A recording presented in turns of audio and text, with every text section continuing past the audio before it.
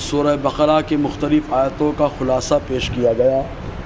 ابھی اپنے سامنے جو آیت کریمہ چل رہی اس آیت کریمہ کا تیسرا حصہ ہے، جس میں اللہ تبارک و تعالیٰ نے حضرت ابراہیم اور حضرت اسماعیل علیہم السلام کو خانہ کعبہ کو، بیت اللہ شریف کو صاف رکھنے کا حکم دیا۔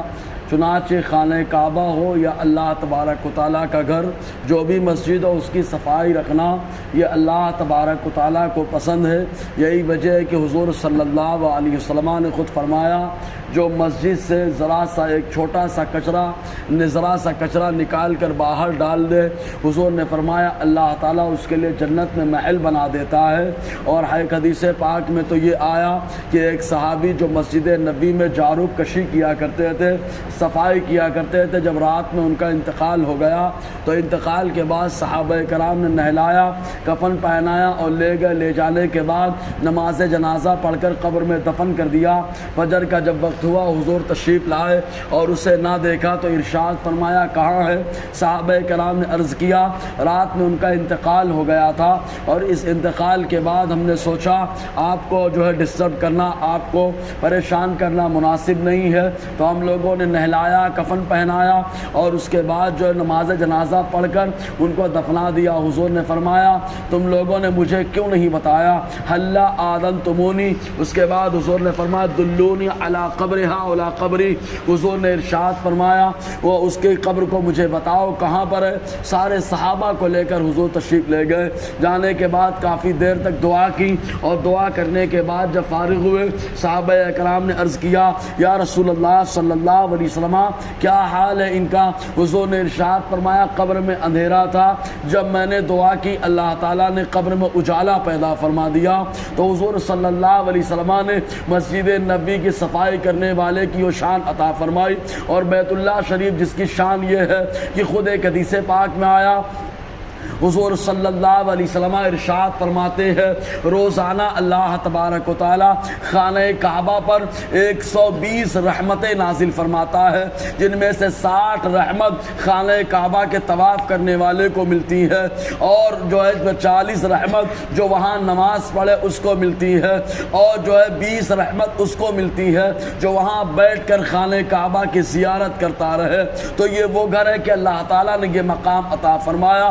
فقہاء کرام نے ایک بڑا پیارا جزیہ لکھا، ارشاد فرماتے ہیں کہ مسجد میں اگر کچرا آتا ہے تو اس کچرے کو صاف کر کے گندی جگہ نہ پھینکا جائے، اس کو ادب کی جگہ پھینکا جائے۔ آپ غور کریں اللہ تبارک و تعالیٰ کے بارگاہ میں جو مقبول ہے وہ علماء فقہا فرما رہے ہیں کہ گندی جگہ نہ پھینکے، حالانکہ کچرا دھول وغیرہ اپنے ارادے سے مسجد میں نہیں آتے، ان کو ہوائیں اڑا کر کے لے کے آتی ہے، تو اللہ تعالیٰ نے ان کو یہ مقام دے دیا کہ گندی جگہ نہ پھینکا جائے۔ تو یہیں سے اندازہ ہوتا ہے وہ شخص جو اپنے ارادے سے اللہ کے گھر میں آتا ہے اور آ کر کے یہاں گندگی نہیں پھیلاتا بلکہ آ کر کے عبادت کر کے مسجدوں کو زینتیں دیتا ہے، تو اللہ تعالیٰ اس کو کیا مقام عطا فرماتا۔ بہرکیف تو اللہ تعالیٰ فرماتا ہے وَعَهِدْنَا إِلَىٰ إِبْرَاهِيمَ وَإِسْمَاعِيلَ، اور ہم نے تاکید کی ابراہیم اور اسماعیل کو۔ اللہ تعالیٰ نے تاکید فرمائی، ابراہیم یہ ابو الرحیم سے بنا ہے، ابو الرحیم عربی زبان کا لفظ ہے، تو اس کا معنی ہوتا ہے مہربان باپ۔ حضرت ابراہیم علیہ السلام چونکہ اپنے دور میں ان کے گھر میں کسی بچے کی ولادت نہ ہوئی تھی، اس لیے جو بچے یتیم ہو جاتے، بے سہارا ہوتے، آپ ان بچوں کو اپنے گھر میں رکھ لیتے اور ان کو کھلاتے پلاتے، اس اعتبار سے ابو الرحیم آپ کو کہا جانے لگا، یعنی مہربان باپ۔ ایک وہ دور آیا کہ جب ملا کر ایک لفظ بن گیا ابراہیم، اور کچھ لوگوں نے کہا یہ سریانی زبان کا لفظ ہے، اسرم تھا ابرم سے ابراہیم ہو گیا۔ بہرکیف اسماعیل حضرت ابراہیم علیہ السلام کے شہزادے، یہ لفظ کیسے بنا؟ تو حضرت ابراہیم علیہ السلام چونکہ خانہ کعبہ کی تعمیر کرنا چاہتے تھے، اللہ تبارک و تعالیٰ کے حکم سے بہت کچھ آپ نے کیا، لیکن ابھی آپ کے گھر میں حضرت اسماعیل علیہ السلام کی ولادت نہ ہوئی۔ جب ولادت نہ ہوئی تب آپ نے اللہ تعالیٰ کی بارگاہ میں دعا کرتے ہوئے ایک جملہ کہا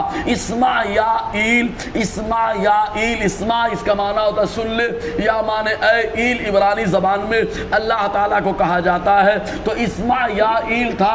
اور اس طریقے سے جب اللہ نے دعا قبول فرمائی تو اسماعیل جو ہے حضرت ابراہیم علیہ السلام نے اپنے بیٹے کا ہی نام رکھ دیا، تو اسماعیل۔